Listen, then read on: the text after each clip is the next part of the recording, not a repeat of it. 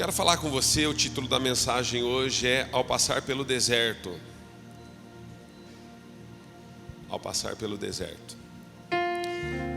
Existem momentos na sua vida e na minha vida que elas são momentos bastante complexos, né? Bastante complicados, porque nós temos uma filosofia, né? Às vezes de vida, nós temos uma posição, às vezes social, nós temos uma maneira diferente de enxergar do outro. E também as nossas emoções. Existem pessoas que eles têm uma característica assim de resiliência, né? São pessoas fortes. Mas mesmo as pessoas que são resilientes, amados, elas cansam. Quantos sabem disso? Existe um momento na vida do ser humano que ele tem limite. E quando a luz amarela do farolzinho acende, nós precisamos entender isso. E eu quero falar desse momento porque eu tenho percebido que mesmo pessoas fortes nos nossos dias, elas têm assim se declarado muito cansadas, muito ocupadas, muito cheias de afazeres, e tudo é um peso, e tudo é complexo, e tudo... O que nós aprendemos nos dias difíceis e nos momentos de cargas pesadas na nossa vida? Acho que essa é a questão. Como nós podemos lidar de uma maneira equilibrada com tudo aquilo que nós temos, com tudo aquilo que nós somos em Deus? Então eu queria que você abrisse a Bíblia lá em Deuteronômio, capítulo 8, verso 1. Nós vamos ler do 1 ao 3. Nós vamos usar esse texto de base. E vamos falar um pouquinho a respeito das trilhas que nós caminhamos com Deus, de como nós nos posicionamos em meio às dificuldades e o que Deus espera gerar em mim e em você uma vez que nós passamos por lutas e provas e por dias difíceis. O que Deus espera gerar em nós, ok? Vamos lá, Deuteronômio capítulo 8, verso 1. Tenham o cuidado de obedecer toda a lei que eu lhes ordeno, para que vocês vivam, multipliquem-se e tomem posse da terra que o Senhor os prometeu, com juramento aos seus pais e aos seus antepassados. Lembre-se de como o Senhor, o seu Deus, os conduziu por todo o caminho no deserto, durante esses 40 anos, para humilhá-los e pô-los à prova. Olha, Deus está dizendo que conduziu o povo no deserto para humilhá-los e pô-los à prova, a fim de conhecer as suas intenções, se iriam obedecer aos seus mandamentos ou não. Assim ele os humilhou e os deixou passar fome, mas depois os sustentou com o maná, que nem vocês nem os seus antepassados conheciam, para mostrar-lhes que nem só de pão viverá o homem, mas de toda a palavra que procede da boca do Senhor. Senhor, nós te louvamos e nós te bendizemos. Sê conosco, Senhor, a tua palavra nos ensina tantas coisas e nós queremos aprender com aquilo que nós estamos vivendo e enfrentando. Através desse texto, Senhor, ajuda-nos a compreender como as tuas mãos estiveram sobre o povo enquanto eles estavam no deserto, caminhando, quando foram tirados de lá, quando possuíram a terra. Ajuda-nos a entender, Senhor, que nas nossas vidas nós possamos de fato receber aquilo que o Senhor tem, muito mais do que aquilo que os outros nos dão. O teu Espírito faça separação nessa manhã nas nossas vidas, entre o santo e o profano, e mude a nossa história. Assim nós oramos pela tua fidelidade, Senhor. Precede este culto em nome de Jesus. Amém. Amados, esse texto diz que Deus de fato leva o povo para o deserto, o povo escolhido, seu povo, seus filhos, a quem ele tanto amava. A Bíblia nos dá a ideia de que Deus, então, ele tem um propósito nesse período na vida do seu povo. E tudo aquilo que Deus faz com um propósito, nós precisamos observar. Existem coisas na Bíblia que Deus é muito direto em relação aos seus propósitos. Algumas coisas você lê na Bíblia, amados, e você nem entende os propósitos daquilo que você está lendo. Por exemplo, quantos já leram a genealogia de Jesus, do povo de Israel? Nossa, você fica doido lendo aquilo, porque fulano gerou Beltrano, que gerou Ciclano, que gerou fulano, que gerou... É tanta geração, queridos. Mas existe um propósito em tudo que Deus está fazendo em relação aos tempos, aos momentos, às famílias, a quem. Deus não escolheu pessoas assim de maneira... Sabe quando você vai num bingo, que você roda o negócio lá e pega uma bolinha? Não é assim que Deus nos escolheu. A Bíblia diz que Deus nos escolheu antes da fundação do mundo, e Deus tinha um propósito eterno e tem um propósito eterno para as nossas vidas como filhos e como igreja. E quando Deus então está trabalhando na vida daqueles a quem Ele escolheu, a quem Ele ama, a quem Ele escreveu seus nomes no livro da vida, quando Deus está trabalhando em nós, existem momentos que Deus quer nos fazer entender. Por quê? Porque às vezes nem você se entende, nem você se autoconhece.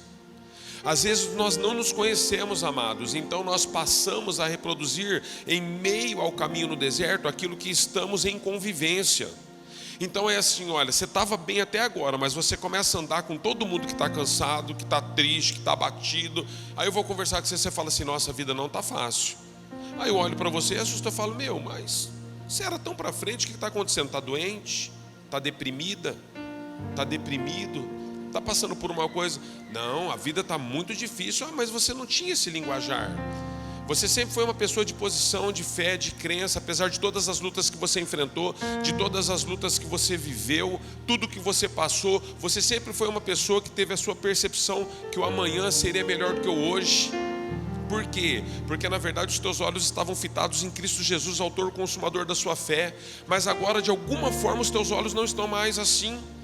E as suas palavras mudaram dentro de você. Por quê? Porque à medida que nós vamos olhando para aquilo que está à nossa volta, todas essas coisas vão nos puxando para baixo ou nos levantando. Depende do que você está vivendo, enfrentando, com quem você está convivendo, depende de como você está enxergando as coisas, depende quais são os exemplos que você tem trazido para dentro da sua casa, para dentro da sua vida, depende quais são os seus parâmetros. Seja qual for a luta que você e eu estivermos enfrentando em meio aos desertos, se o parâmetro da nossa vida é a palavra de Deus, nós estamos seguros quando sabem disso. Mas nem sempre a palavra de Deus é o nosso parâmetro, amados. Por conta das convivências, dos nossos relacionamentos, às vezes os nossos parâmetros passam a ser tudo que nós estamos recebendo de informação. Deixa eu dizer para você, Deus não tem uma informação para você, Ele tem uma palavra. Há uma diferença grande nisso. Nós estamos em março, iniciamos março agora. Na virada do ano, dia 1º de janeiro, todo mundo achou que o mundo ia acabar, que o Brasil ia ser exterminado. Por quê? Informações. Amados, já se passaram 3 meses, nós estamos aqui. Se passaram mais 10 meses, mais 10 anos, enquanto Jesus não voltar, a igreja prevalece. Porque a Bíblia diz que nós somos escolhidos, povo do Senhor. E ao passarmos pelas nossas lutas, nós precisamos ter um ponto de referência, nós precisamos ter uma base sólida naquilo que nós caminhamos. As coisas não podem ter uma proporção na sua vida de maneira demasiada, nem para o bom e nem para o ruim. Às vezes de maneira demasiada nós pegamos aquilo que é bom e nós assim ampliamos, colocamos tanta tinta no quadro que quando as pessoas vão conhecer aquilo que nós estamos colocando, ministrando, compartilhando, elas ficam chocadas, elas falam, é isso aí? Nossa, você me pintou um quadro, eu achei que era um negócio tão assim. A pessoa chega lá, algo simples. Sabe por quê? À medida como nós enxergamos as coisas em meio aos vales que nós estamos enfrentando e vivendo. Eu quero falar com você algumas coisas. Quando Deus diz que leva o povo para o deserto para poder prová-los e para poder conhecer o que estava no coração daquele povo, você acha que Deus não sabia o que estava no coração do povo? Você acredita mesmo que Deus não é onisciente? Que Ele não é poderoso, que Ele não é transcendente o suficiente para saber o que está no nosso coração? Por que Deus então nos prova muitas vezes como esse texto para entender o que está no nosso coração? É porque embora Deus já sabe o que está no nosso coração, nós não sabemos. A ideia do coração de Deus nos vales e nos momentos, nos desertos que nós enfrentamos na vida, é que eu e você possamos entender o que está no nosso coração. Somos nós que precisamos entender. Somos nós que precisamos perceber que às vezes assim, as nossas réguas de bondade, as nossas réguas, sabe, de religião, as nossas réguas de que aquilo que nós achamos que é entrega, as nossas réguas, elas não estão bem conectadas com a régua de Deus. Às vezes nos achamos muito amados e quando vamos ver não somos tudo isso. Porque só Deus sonda o nosso coração, 1 Samuel 16:7, só Ele sabe o que está dentro de nós. Quando você está sozinho, sozinha, você é mulher maravilha na rua, mas quando você está tomando banho, as lágrimas descem em meio à água que está caindo na sua cabeça pelo chuveiro, Deus sabe qual é o teu coração. Você pode ser uma mulher maravilha lá fora, Mas quando você, homem, coloca a sua cabeça no travesseiro e você tem medo do amanhã, Deus sabe da sua vulnerabilidade. Ele sabe. Deus conhece cada centímetro, cada milímetro do nosso ser, amados, cada célula do nosso corpo. Foi Ele quem nos formou. Mas nós, às vezes, temos uma régua, porque nós achamos que sabemos e conhecemos tudo, e Deus sabe que não conhecemos. Então, às vezes, passamos por algumas lutas, porque Deus está dizendo: olha, vocês estão passando por essa luta, estão sendo provados nisso, porque precisa vir à tona o que está no seu coração. Às vezes desejamos coisas das quais Deus nunca teve para nós. Sabe, amados, perdão, estou sarando de uma gripe, tá? Perdão, vão ter que ter paciência comigo. Às vezes nós, garganta está falando muito, né? Às vezes nós vivemos uma vida das quais nós achamos que Deus, Ele precisa entender o momento que nós estamos passando, como se Ele não entendesse. Deus entende tudo que você está vivendo, tudo que você está sofrendo, tudo que você está passando. A grande questão é se você está entendendo isso, não é se Deus está entendendo. O porquê nós temos tanta somatização nas nossas emoções. Eu sonho com uma igreja, amados, que nós possamos entender o que é reino, muito diferente daquilo que é religião. Na sexta-feira eu tive com o pessoal ali, o Alessandro e a Deise, né? Eles estão iniciando um trabalho ali no Itapura. Nós estivemos ministrando lá na igreja deles. Foi uma bênção poder compartilhar com os irmãos a respeito das bases de quando Deus nos levanta e nos chama. Existem bases, amados, na sua vida que você precisa entender. Se Deus está forjando você, o porquê que Ele está te colocando neste lugar. Quando nós entendemos reino, nós não trabalhamos em favor de homens, nós trabalhamos em favor do outro. Entendeu a diferença? Anota isso aí no seu coração. Quando estamos no reino, quando estamos passando por aquilo que Deus está nos dando, nós não trabalhamos para homens, nós trabalhamos para o outro. E alguns aspectos dessa passagem, eles são importantes. Eu quero falar com você. Primeiro aspecto, obediência. Ninguém jamais passará pela terra sem que o seu coração seja provado em relação ao seu nível de obediência à palavra de Deus. Você pode obedecer muitas coisas, mas se não houver obediência à palavra de Deus, nós corremos um sério risco de chegarmos naquele grande dia e Deus dizer assim: olha, não vos conheço. Ah, mas Senhor, no teu nome eu fiz, no teu nome eu expulsei, no teu nome eu fui, no teu nome eu fiquei, no teu nome eu levantei e deitei. Olha, existe alguma conta que vocês não estão entendendo. Vocês nunca tiveram intimidade comigo. Sabe por quê? Embora vocês faziam tudo isso, eu sempre sondei os motivos, as motivações pelo qual essa igreja estava na terra. Amados, nós enquanto igreja, enquanto pessoas, família, enquanto comunidade, enquanto cristãos, enquanto filhos, Deus na verdade Ele está se importando em última instância com aquilo que move o seu coração e o meu coração. O que move o seu coração de fato, de verdade? Nós dizemos que amamos os outros, mas não sei se é assim mesmo. Nós dizemos que nos importamos com os outros, mas eu não sei se é assim mesmo. Sabe por quê? Porque eu só consigo julgar aquilo que eu olho. Às vezes eu vejo muitas decisões na vida das pessoas com quem eu estou caminhando, atendimentos que faço, coisas que chegam na minha mesa, mas só Deus sabe a motivação pela qual essas coisas estão chegando em nós. Eu não consigo. Eu aconselho diante daquilo que é colocado na mesa. Eu às vezes julgo diante daquilo que eu estou vendo, das ações, das atitudes de cada um de nós. Você também faz isso, mas Deus sonda o coração. É esse mesmo o seu nível de preocupação? Você tem obediência à palavra de Deus enquanto o seu coração está sendo provado? O que você pensa enquanto Deus está conduzindo você no deserto? Você já descobriu o que está no seu coração agora que você está sofrendo? Ah, pastor, eu não estou sofrendo, eu estou bem, estou vivendo a melhor fase da minha vida. Mas você precisa avaliar o que está no seu coração. Porque às vezes o melhor para você não é o melhor para Deus. Às vezes você pode estar surfando nas ondas mais altas. Eu tenho amigos amados que ao longo dos anos se devotaram a Deus. Eles cumpriram muitas coisas a respeito da religião. Eles fizeram muito esforço para se manter e eles não conseguiram se manter. E hoje eles estão completamente longe, distantes, quase ateus. quase ateus, e estão dizendo viver o melhor momento da vida deles. Por quê? Porque lá fora eles entenderam que tudo que está sendo proporcionado à carne e aos desejos próprios é o que eles sempre buscaram. Sabe, você nunca vai conseguir se manter na presença de Deus se de fato o desejo do seu coração não for um desejo de obediência à sua palavra. Porque as coisas de Deus, elas não são atrativas e tão atrativas como o mundo lhes dá. É o que Jesus disse. Jesus confronta os seus discípulos, ele confronta a sua igreja. Amados, quando você lê o Evangelho de João, quantos já leram o Evangelho de João? São 4 evangelhos, né? Mas o Evangelho de João, do capítulo 1 ao capítulo 12, Deus está falando com o povo. Do capítulo 13 em diante, Deus está falando com a igreja no Evangelho de João.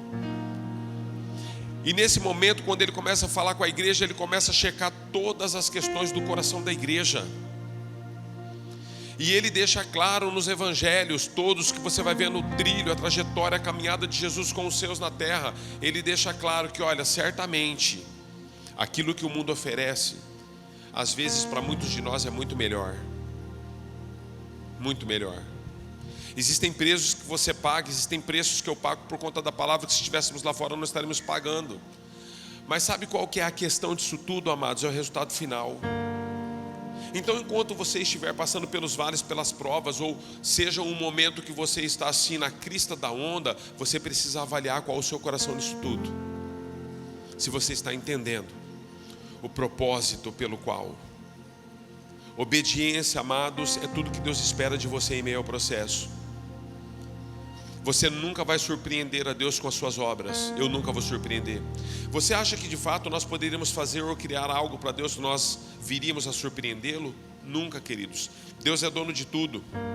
Deus é dono de tudo. Ele criou todas as coisas com o som da sua voz. Não existe nada que possa impressioná-lo. Mas existe algo que pode chamar a sua atenção. E a Bíblia diz que aquilo que existe no homem que chama a atenção de Deus é um coração quebrantado e contrito em obediência. A Bíblia diz que os soberbos, Deus olha eles de longe.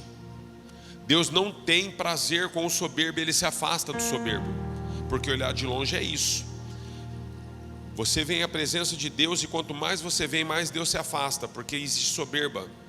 Ao soberbo, Deus olha de longe. E não adianta você andar em direção a Ele, que Ele vai se afastar cada vez mais de você. Entende?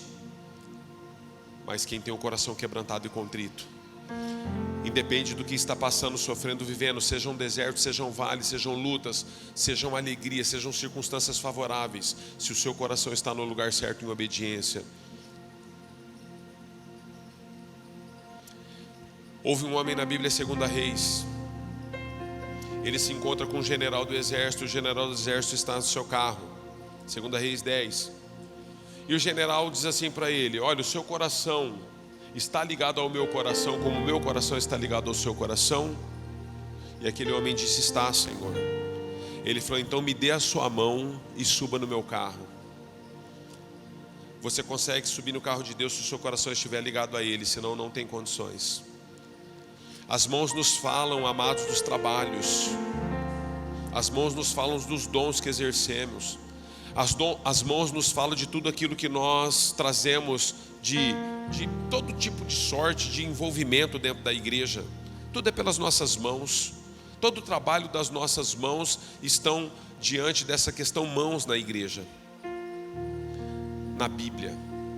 Mas quando Deus fala de coração, queridos, me parece que nessa passagem de 2 Reis 10, parece que Deus se importa com a condição do coração antes de se envolver com aquilo que você tem de obras.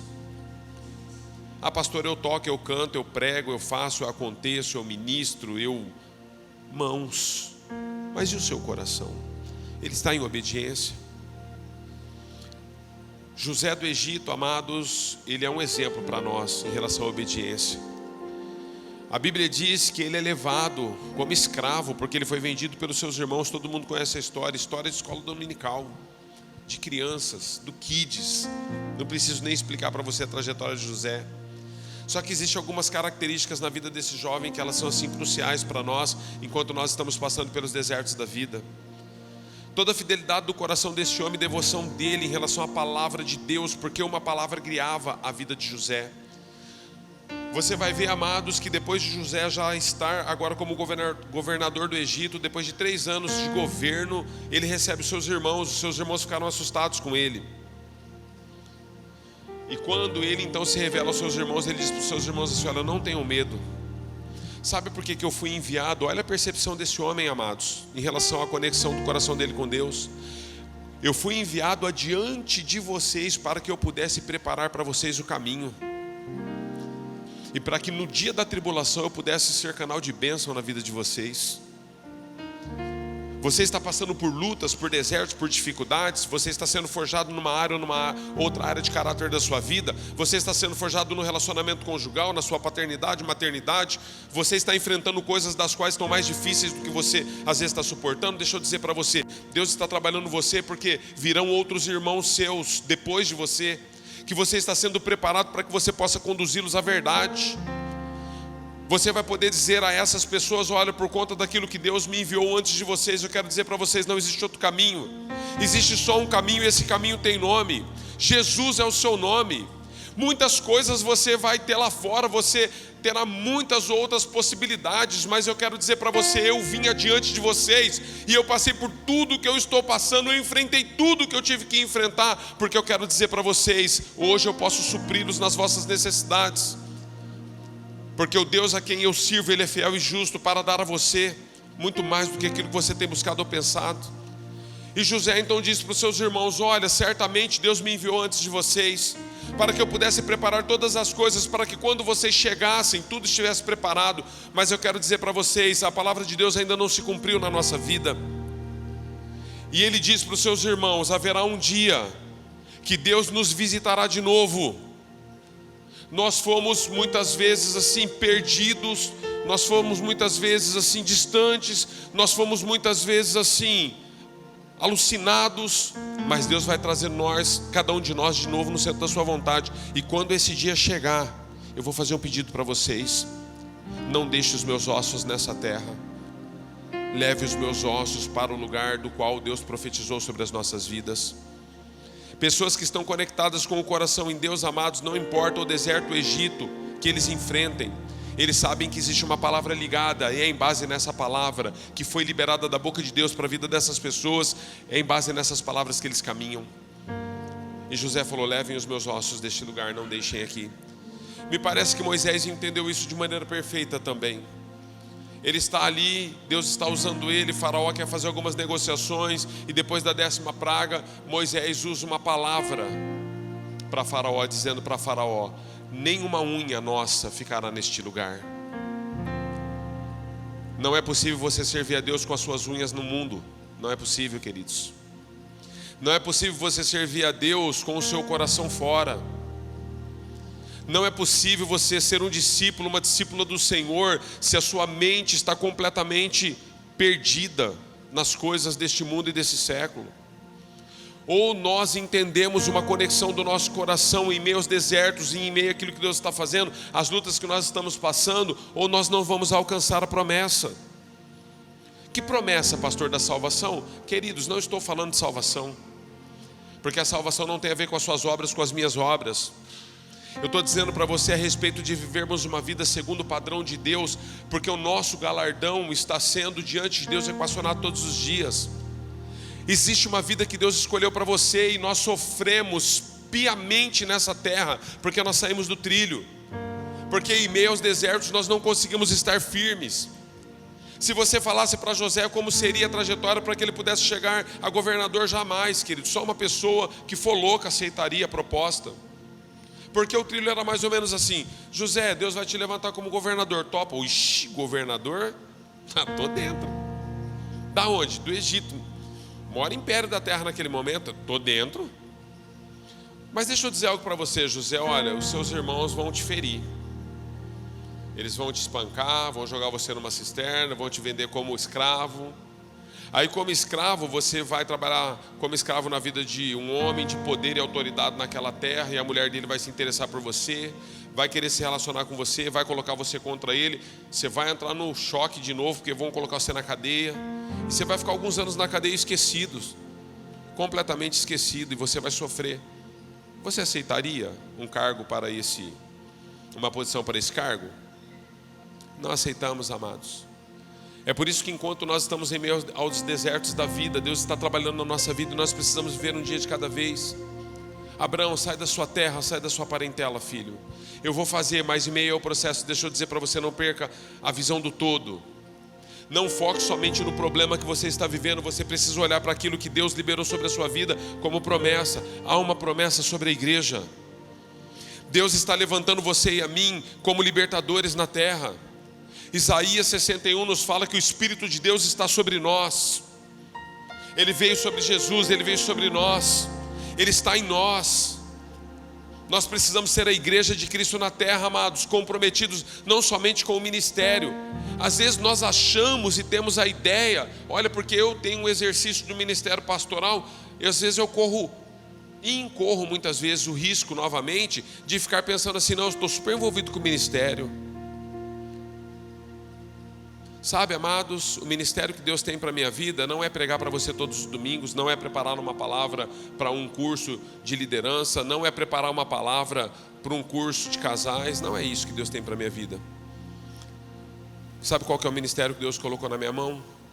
Se eu de fato amo a minha esposa, os meus filhos, se eu amo a você e tenho aprendido a amar você de maneira incondicional, independente das circunstâncias, independente das limitações que você tem, dos problemas que você carrega. Se eu de fato, quando saio lá fora, aqueles que estão sem esperança, eles encontram em mim uma palavra de vida, porque é essa palavra que me governa. Esse é o ministério.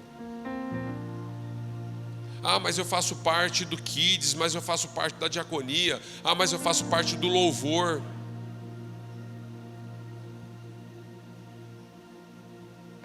No céu você não vai precisar cuidar das crianças, Ele vai cuidar de todos nós. No céu você não vai precisar cantar, porque existe uma agenda, nós louvaremos o tempo todo. E no céu você não vai precisar ficar cuidando da recepção, porque todos nós seremos recepcionados por Ele. É assim que Deus faz.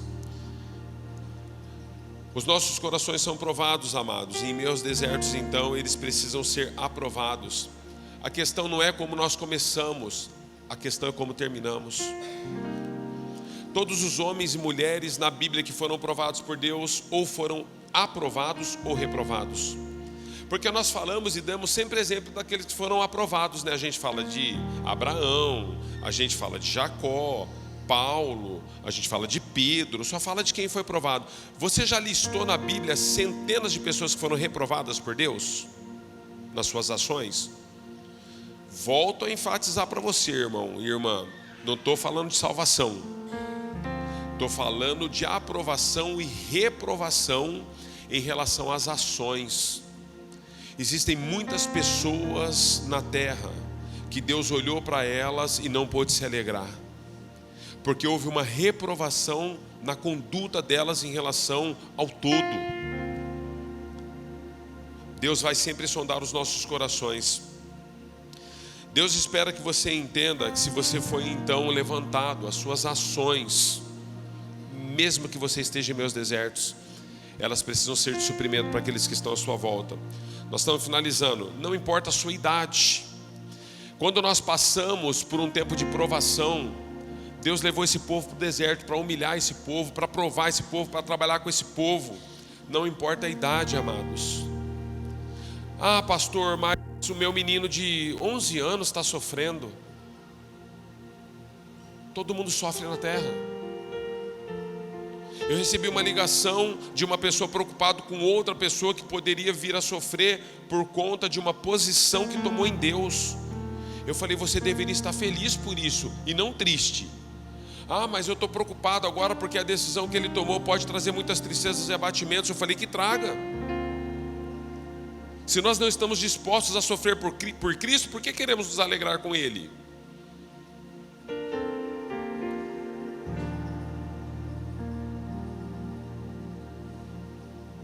O silêncio foi proposital.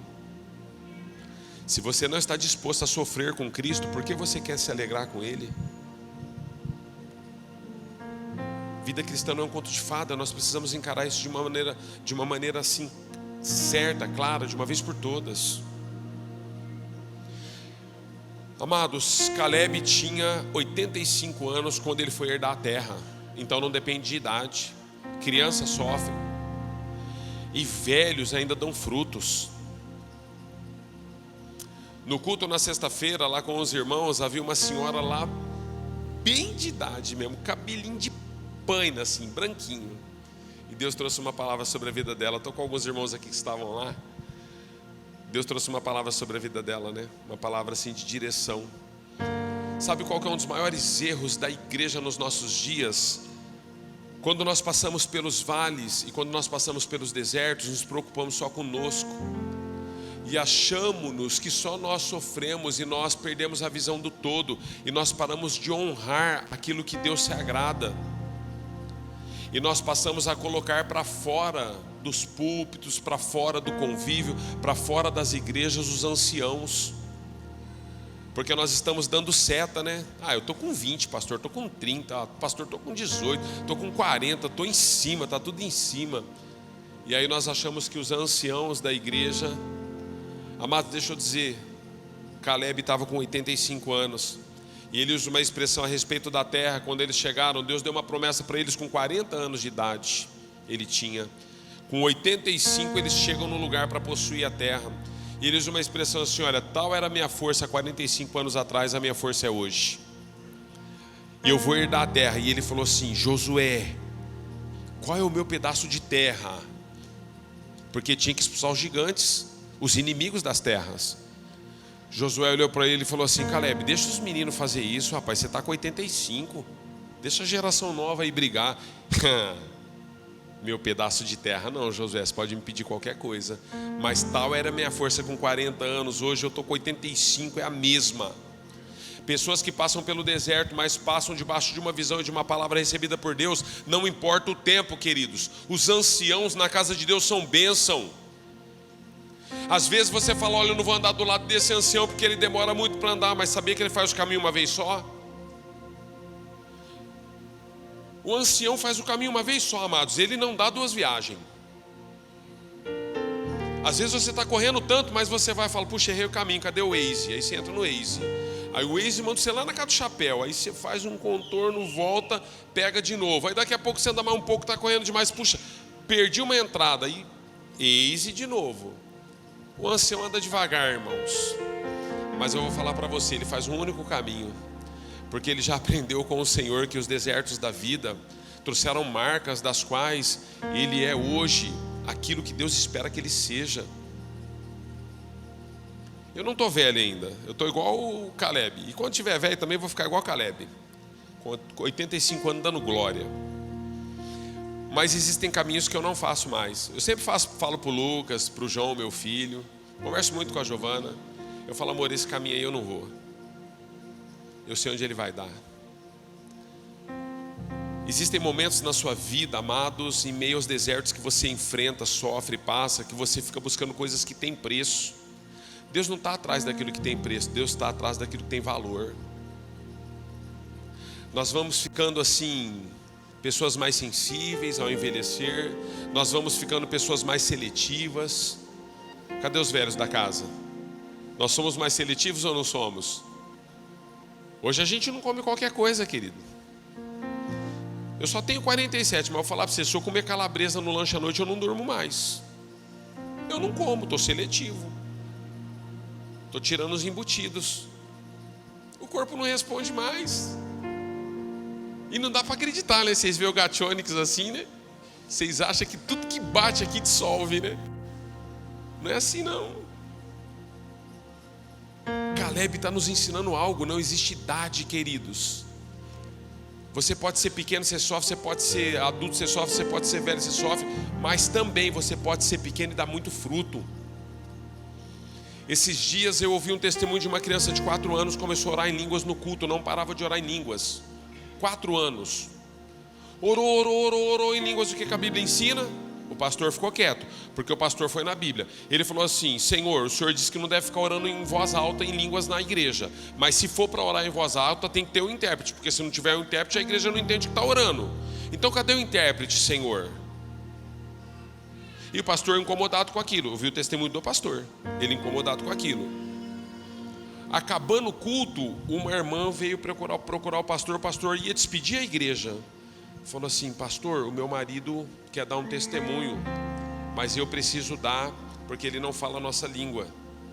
Eu sou casado com um homem russo, ele só fala a língua nativa, ele fala russo. Então, obviamente, ninguém vai entender. Então eu quero testemunhar algo para a igreja, o senhor pode permitir? O pastor tirou o microfone e perguntou: o que seria? Ela falou no ouvido do pastor, o pastor também não vai. Ele falou: não, pode testemunhar. Pegou na mão dela, deu o microfone para ela. Ela falou assim: igreja, eu queria dizer algo para vocês. Trouxe o meu marido, porque nós estamos visitando o Brasil. Trouxe o meu marido e falei: vamos numa igreja brasileira para você ver como funciona. E meu marido ficou o culto inteiro aqui fazendo companhia para mim, porque ele não entende português. Não entende. E durante todo o tempo o pastor pregou. Às vezes eu falava algumas coisinhas em russo para ele assim: ó, é assim, ele está falando isso, está dando aquela direção. Eu deixava ele meio... Mas aquela menininha de 4 anos, pastor, levantou, em 5 minutos, em russo, ela resumiu todo o seu culto para o meu marido. E o meu marido disse que quer aceitar Jesus como Senhor Salvador da vida dele. Você está entendendo, querido? Menina falou em russo, usada pelo Espírito, então não existe idade. Deus usa uma criança de 4 anos, Deus usa um homem de 85 anos. Nós precisamos só entender o que Deus está fazendo na nossa vida em meio àquilo que nós estamos sendo conduzidos. E o deserto faz isso conosco, porque ele sonda o que está no nosso coração. É isso que o deserto faz. Se nós temos um desejo verdadeiro em cooperar com Deus, Deus vai nos usar. Obrigado pelo seu amém encorajador. Eu finalizo com você dizendo que o deserto faz discípulos. O deserto faz discípulos, irmão. O deserto é o único lugar que separa os seguidores dos discípulos de Jesus. Por que, pastor, o senhor me diz isso? Porque é no deserto que você de fato vai ter que tirar para fora aquilo que você tanto almeja humanamente dizendo, mas é contrário à palavra de Deus. É isso que o deserto faz. Aquele que quiser ser meu discípulo, negue-se a si mesmo, tome a cada dia a sua cruz e venha após mim, disse Jesus. Murilo pregou sobre isso esses dias aqui. Nós precisamos entender isso. Ser discípulo não é ser seguidor. Quando Jesus separou 12 homens para caminhar com ele, havia 150 homens aproximadamente, seguindo a Jesus fielmente, se declarando já discípulos de Jesus. Quantos sabem disso? Eles se autodeclaravam discípulos de Jesus, porque onde Jesus estava, eles estavam. Jesus levantava a tenda, ia para lá, Jesus dormia aqui, ele estava ali, Jesus ia na praia. Onde Jesus ia, eles eram assim, beatos de Jesus. Aproximadamente 150 homens. Jesus separou 12. Quando Jesus separa 12, Jesus está querendo dizer o seguinte: olha, existe um propósito, existe um projeto. Agora é hora de eu separar os seguidores dos discípulos de fato, de verdade. Porque é a esses que eu quero comissionar, é a esses que eu quero iniciar, é a esses que eu quero trabalhar. Nós precisamos entender o que é ser discípulo. Quantos assistiram aquele filme Paixão de Cristo? Alguém assistiu aqui? Eu estava vendo ontem um testemunho do ator, o ator principal, protagonista da série lá que fez o papel de Jesus. Ele chama Jim Caviezel. Ele dá um testemunho, amados, que depois de ter interpretado Paixão de Cristo, a carreira dele acabou.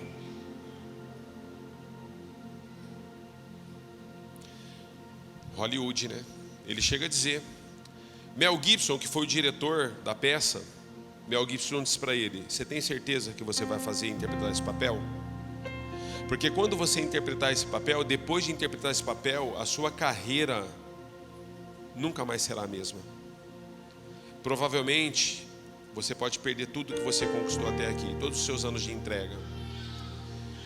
E aquele rapaz é de convicção forte em relação ao cristianismo, em relação a Jesus. Ele falou assim: sabe o que eu entendo? Falou para o Mel Gibson: Estou ouvindo o testemunho do próprio cara. Está no YouTube. Ele falou, sabe o que eu entendo? Eu entendo o seguinte: se um discípulo não está disposto a carregar a própria cruz, ele precisa entender que o peso dela vai esmagá-lo. Depois do filme A Paixão de Cristo, amados, eles venderam em bilheteria mais de 600 milhões de euros. Tem noção do que é isso? Tem nem noção do que é isso. Mas aquele rapaz, depois desse filme, ninguém mais convidou ele para peça alguma. Sequer estão aceitando ele de coadjuvante. Mas sabe o que me chamou a atenção nisso? O verdadeiro discípulo não está preocupado se ele vai seguir no topo da onda aqui. Ele está preocupado se depois do período em que ele passa pelos desertos da vida, é como ele vai ser encontrado lá. Nós precisamos tirar os nossos olhos, amados, daquilo que é 60, 70, 80 anos, daquilo que nós podemos conquistar somente para essa terra, e nós precisamos olhar para o eterno. Então o deserto faz isso nas nossas vidas. Existem momentos que você vai ter que decidir, olha, se você fizer isso, você vai ter um prejuízo enorme na sua carreira. Você vai fazer isso mesmo? Ontem eu estava conversando com um irmão que estava nos ajudando aqui no Kids. Não, na verdade sexta-feira. E eu perguntei para ele, você parou de trabalhar com esse segmento, por que você parou de trabalhar com esse segmento? Não estava indo bem? Porque agora ele está exercendo uma outra profissão de empregado braçal para uma pessoa. Ele está de empregado braçal, era dono de uma empresa. E a empresa, assim, nos parecia muito bem. Ele falou assim, pastor, eu tive que tomar uma decisão. Depois que eu, de fato, me tornei um discípulo de Jesus, comecei a vir à igreja, todo domingo eu apanhava do Espírito Santo. Porque, assim, no segmento que eu estava, muita coisa ilegal acontecia dentro dele, sendo eu o dono da empresa. Então, muita coisa sem nota, muita coisa comprada com nota fria, porque faz parte do segmento.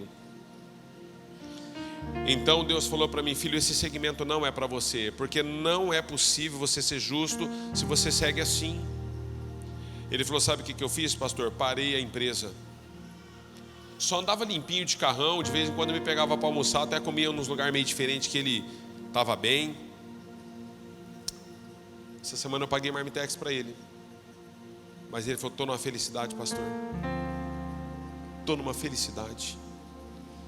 Ele falou, pensa numa paz, pastor, hoje eu deito e durmo. Discípulo, querido. Discípulo. Nós precisamos avaliar algumas coisas. E para se tornar um verdadeiro discípulo em meio ao deserto, algumas coisas você vai precisar abrir mão delas quando você checar o seu coração. Ministério de música, por favor. Quando você checar o seu coração, você precisa avaliar se o que você está fazendo tem feito de você um discípulo ou um seguidor. Jesus, quando ele é levado no deserto e é tentado pelo diabo, amados, ele luta com 3 questões. O diabo tenta Jesus com a fome, com o poder e com a glória. No deserto, amados, tudo que nós queremos é uma posição que possa nos elevar. Porque no deserto você não vê a hora de parar aquilo que você está enfrentando, aquilo que você está sofrendo. Então você sempre vai ter algumas coisas que irão oferecer para você. E sempre elas estarão ou terão essas questões envolvidas: fome, poder e glória. Porque no deserto se tem fome muitas vezes. Deus está falando no texto que lemos, olha, levei vocês, deixei vocês com fome, e depois dei o maná dos céus, para que vocês entendessem que eu sou Deus acima de tudo. Mas vocês passaram fome. Jesus ficou 40 dias no deserto sendo tentado, teve fome. Ele diz depois de 40 dias, olha, tenho fome.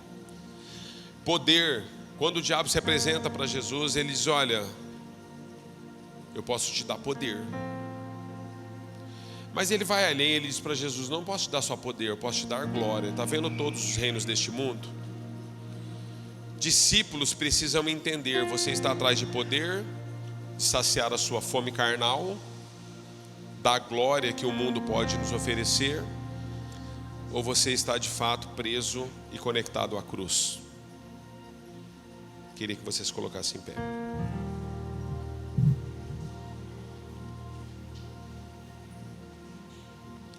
O que o deserto tem produzido em você? Quando a gente fala sobre deserto, né, as pessoas falam assim, nossa, que legal, o pastor vai falar sobre deserto. Eu estou triste, estou abatida, eu estou para baixo, o pastor vai dar aquela palavra assim que eu vou sair daqui, agora eu vou comprar um carro novo, vou trocar de casa, nosso pastor falou que...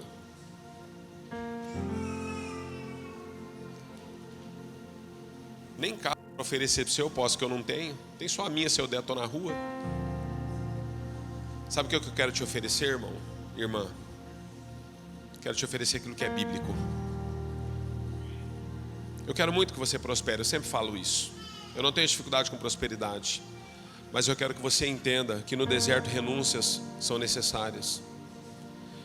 E na abundância também renúncias são necessárias. Porque de que adianta o homem ganhar o mundo inteiro e perder sua alma? Quando vocês recebem essa palavra, digam amém. Quero orar por você, abra suas mãos. Senhor, nós te louvamos, Pai. Nós te agradecemos pela tua fidelidade de geração em geração.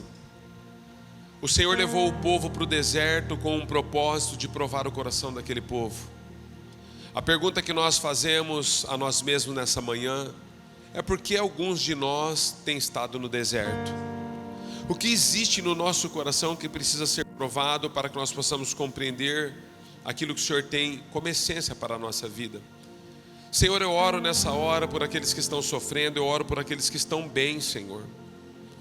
Mas uma coisa eu te peço, seja sofrimento, ou seja assim, aquilo que nós podemos declarar como o topo da alegria, que os teus filhos possam entender o que está movendo o coração deles nesta hora.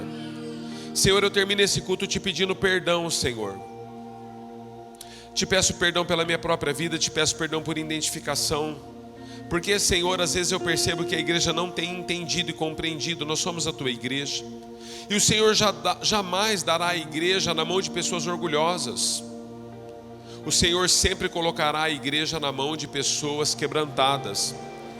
Se existe, Senhor, pessoas à frente da igreja com orgulho, não foi o Senhor que colocou essas pessoas lá. Porque o Senhor não habita em meio aos orgulhosos. Então nessa hora nós oramos, Pai, quebranta o nosso coração. Tem misericórdia de nós, ó Deus.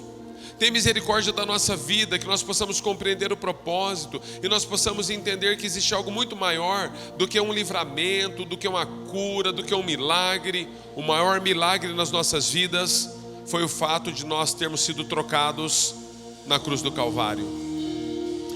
Fomos trocados, ó Deus, porque éramos para ser crucificados e o Senhor subiu em nosso lugar. E nós te louvamos por isso. Eu quero abençoar a vida do teu povo e que no meio daquilo que eles estão enfrentando e vivendo, seja, Senhor, nos vales ou nos montes, eu quero declarar sobre esta casa, Senhor, faz-nos uma igreja bíblica, uma igreja que entende, Senhor, que o Senhor não perdeu o controle das mãos e tudo que estamos vivendo e enfrentando, o Senhor já tem o resultado e a palavra final sobre tudo. Assim nós te agradecemos. Eu abençoo os teus filhos, as tuas filhas. Que o Senhor te abençoe e te guarde. Que o Senhor resplandeça o rosto dele sobre você e que ele te dê a paz. E que nessa semana você possa compreender o que move o seu coração e os propósitos pelos quais você está enfrentando o que está enfrentando. Assim nós te abençoamos. Declaramos a você uma excelente semana. Na autoridade do nome de Jesus, a igreja diga amém e amém.